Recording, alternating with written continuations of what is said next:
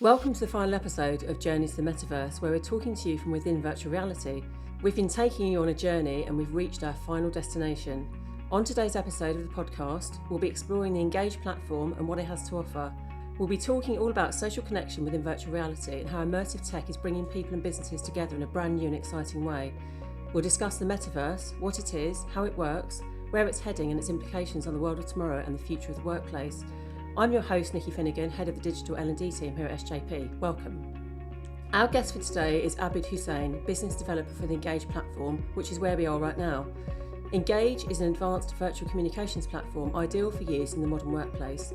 It can be used to collaborate, educate, train, as well as host virtual events, all from within the Metaverse. Engage is already used globally as an alternative to video-based communication and is trusted by over 500 companies.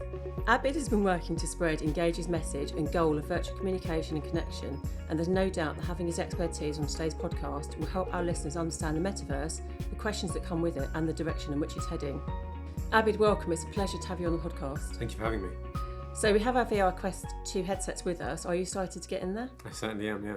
And it's great to finally meet you physically. We've obviously been on MS Teams, on Zoom, and for large portions of those calls, you can maybe switch off your mic or you can switch off the camera. It can feel a little bit detached. Whereas in Engage, where we have also met many times, I've managed to interpret how you are in terms of your body language and your mannerisms, and we've managed to have all sorts of activities and experiences within VR. So it has managed to make this experience a lot more seamless, which I'm quite excited about. Do you want to describe what we've got in front of us and what we're going to do next? Most certainly, yeah. So we both have a couple of Quest 2s. They're the most kind of widely available headset. And we're going to be logging into the Engage platform, in particular the SJP experience. And we're going to head into our first location amongst many others today. Okay, let's get into it. Headphones off, VR headsets on. Hi, Abid. Hey, good to see you in the Metaverse. You too. So we're here in a lovely outside space, just outside the Engage coffee shop. Where are we? This could be anywhere, but I believe for the most part, it's just a generic set of skyscrapers. Okay, well, it's very, very cool. I've got a nice cup of coffee in front of me, virtual coffee as well. Thank you. You're most welcome, yeah. This is really cool. Could we go to another location that's a bit more exotic, maybe some champagne? Most definitely. Let's get that loaded up now.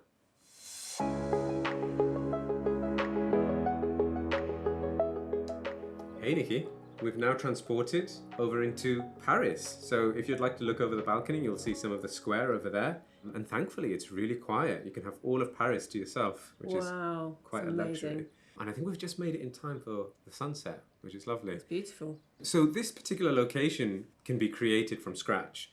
Nowadays, it's a lot more easier to build entirely custom locations. And hypothetically, we could recreate the area of Bank in London, or it could be Times Square in New York, or simply an office and several meeting rooms. So all of that is doable within Engage, and then you can share that experience with multiple people. And of course, with the SJP locations we'll be going to shortly, you'll get a real feel for something quite bespoke. I've had meetings in space, at the bottom of the sea, and another location actually in Paris, and also our academy team and the trainers, they have a Friday lunch and learn, and they go to a coffee shop and actually have an hour session there, sometimes throw some coffee cups around and have some fun, but it just takes them out of that kind of, normal Friday office space. Absolutely, and it's such a great way to be social and engaged. One thing obviously we're both doing is we're fully concentrating on each other. I have no idea as to how many emails are popping up on my laptop or my phone for that matter, and we've got each other's entire attention. And that's one of the huge selling points of virtual reality and meeting inside the Metaverse. Absolutely, no distractions. One of the reasons why we started to do this in the first place, and we've really started to realise that now, is allowing that role play, that one-to-one conversation in a really safe environment. So you're not feeling embarrassed or a bit stupid if you have to go to the front of the classroom and do a role play in front of everybody. And you can actually spend some time really practicing certain scenarios. And that's what I love about VR and these situations. That's it, yeah. And we've often noticed that When it comes to maybe video calls, you're either mute or you're speaking at 100%, and there's no real in between. If, for example, I wanted to intervene and maybe jump in with something, I can quite politely just gesture as if I want to jump in or whatever it might be. And it does allow people to be a bit more confident because you're focusing on the environment and not yourself. It can be awkward from time to time when you're in Zoom or you're in Teams and you end up staring at yourself for a little while. Yeah. It can be a bit disorienting. But in these particular environments, if we happen to have 30 people or 40 people, and we even had an even much larger environment, thanks to a feature called 3D Voice, we can talk amongst each other without disturbing other groups. So we can naturally ebb and flow into those conversations, which unfortunately you can't necessarily do when you're working remotely and using a video calling conferencing tool. And also massively helps with social anxiety. I'm sitting here, I look nothing like I do in real life, really. And you can play around with avatars, and I think that brings that confidence and be able to play around a bit more. Absolutely. And the ability to express your body language is another huge point. Again, with Zoom or Teams or any other particular tool, you're often kind of stuck there and you can't necessarily express yourself. And so much of communication is done through body language and those nuances. And we have the ability to do that right here. It'd be really great if we can sort of share some of the other locations that we can go to and show what that looks like. Yeah, absolutely. Let's head over now.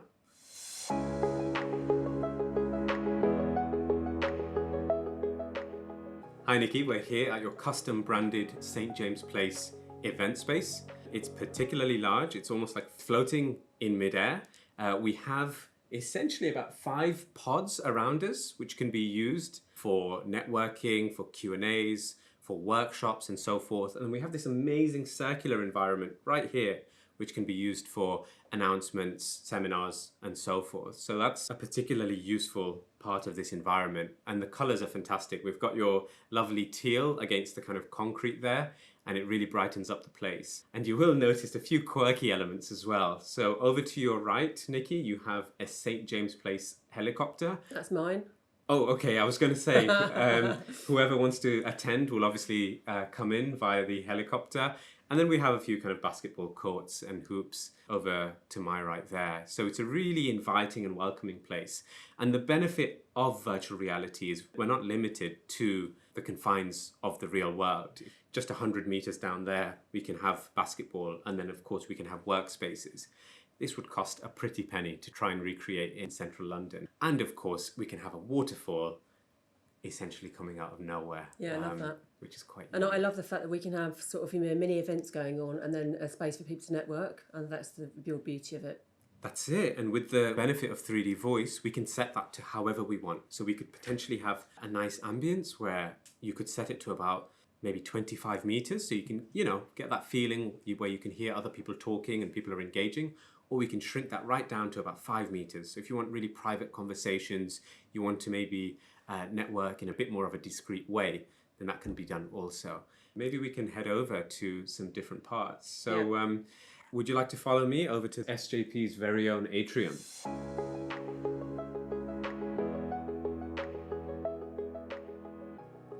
Wow, so this is the first time I've actually seen this environment in VR. Obviously seen it previously in some of the designs, but it looks fantastic. So SJP are early adopters, creating their own spaces within virtual reality and starting to host events and stuff like that. Some other businesses are doing the same thing. How long do you think it's going to take and what's it going to take to create this mainstream activity within businesses, within VR and immersive experiences? Yeah, it's a great question. So we've seen huge strides in the past couple of years. For example, the headset that we're both wearing is either $300 or £300 or €300 these days. So it's a lot more cost effective. It's the price, maybe a third of a brand new phone, and companies seem to adopt it en masse. And then of course you have technologies or softwares like Engage, which make it really easily accessible. However, in the upcoming years, one thing we're all banking on is the hardware becoming even more powerful and yet also more cost effective. With the combination of remote working and better quality and more cost-effective headsets, we'll soon see a further uptake in the immersive tech world. So how do you think VR and immersive experiences can benefit other businesses? Yeah, so it's the real boom of remote working that's really seen a need for immersive tech. One of the challenges with remote working has been managing morale, managing personnel, and also maintaining the similar levels of communication that you once had in the office. This is where immersive tech comes in, and particularly engage in the SJP experience that we're having now. So for one, we can work in a much more collaborative way and engage with each other in a much more kind of dedicated way also, which frankly you can't really achieve using maybe video conferencing tools. One of the things we've noticed is when companies hire new employees, they tend to have an attachment challenge where new individuals may feel a bit detached with maybe their department, maybe the company ethics or the values, and most importantly, the culture. With VR, you can essentially onboard people while being in the same presence with each other. So if I wanted to bring in potentially 5 different line managers from 5 different departments in 5 different locations, possibly even 5 different time zones, I can do that within VR and have them placed, and they can spend their time and talk with them accordingly. And most importantly, get that feeling that the effort has been made and the connection has also been established. Absolutely. I mean, if I was having an interview and it was on Zoom, it would feel so much different if I was being interviewed by you now in VR. It feels like a real, we're in the same space together.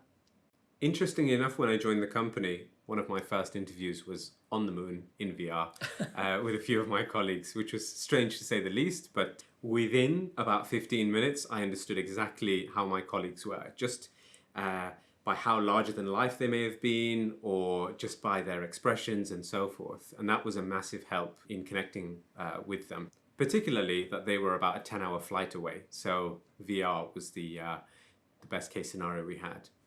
Okay, well, it's been absolutely fascinating going through this experience and talking to you about the different environments that we've created. Let's get the headsets off and headphones back on. Great, let's do it. Just wanted to ask you a question around what your approach is to sustainability. Yeah, so that's where virtual reality really kind of fills in, especially with a lot of things that are going on, with the fact that remote working has really shone a light on the fact that do we really always need to be present? One of the things we've noticed very quickly is how global VR can be. Not to say that even within the UK, traveling up and down the country can produce plenty of carbon emissions. It can also be quite costly, and it's not necessarily the best use of time either, because those hours that you're using aren't particularly productive. In regards to the sustainability factor, essentially you'd have a headset that you have at home, and then that allows you to potentially travel to possibly hundreds of locations within a week, as we've already been to 4 different locations. And if we were to try and recreate that in the real world, this podcast would possibly take about 4 weeks to produce. So that's been quite enlightening, the fact that we can do that in such a short amount of time. That also allows you to build a more global workforce and actually have people feel like they're in a similar or the same presence with each other. Thankfully, within our company, we don't have any particular policies where we feel like we need to work in the actual office. And that's encouraged people to even travel even further than where they were based before. Frankly, I put the headset on and I'm standing next to a colleague and shaking hands who might be in Portugal or South Africa or in the States for that matter. And that allows us all to build more of a culture within the company despite all of the physical restrictions we have from traveling. And we've never felt like we need to fly across the world just for these arbitrary meetings. And thankfully, other organizations are realizing that too. What is your view on the metaverse and what's next? What it means to me is the evolution of the internet as we see it today. How does it become more spatial? How does it add an element of depth? And with the increase of VR use, how is it then implemented and how do we access the internet? We truly believe that not having a presence in the metaverse in the coming years will be very similar to not having a website on the internet. And frankly, that's quite unthinkable. So everybody will have their own type of space. The good news is the metaverse will be for all, and it will be managed in so many different ways. There won't be a singular metaverse. Think of it almost like a multiverse of a metaverse where you have layers. And the easiest way to kind of interpret that is that when you access the internet now, you don't use one particular website. And that's not the only website you use for communication. That also allows you to be slightly different people. The way you interact on Facebook and LinkedIn, Twitter, and maybe even TikTok are all somewhat different. So on Engage's front, we're building out our metaverse, so it'll be ready in Q4 this year. It will predominantly be a space for professionals and will be used for business use and education use, but there is also capacity to have fun there. However, that's typically our clientele. And SJP will hopefully have a presence where they could walk down the road and meet maybe a university that would like to learn more about investing or financial literacy. And you can simply walk down, deliver a talk, or invite them to your office and walk them around a replica maybe of this physical environment. So that's quite exciting. It's been a fantastic experience. Thank you so much for joining us for our final episode of the Journey to the Metaverse. It's been great. Thank you. Thank you so much for having me. And it's been a pleasure seeing how far SJP are leading the front with immersive technology. Thank you.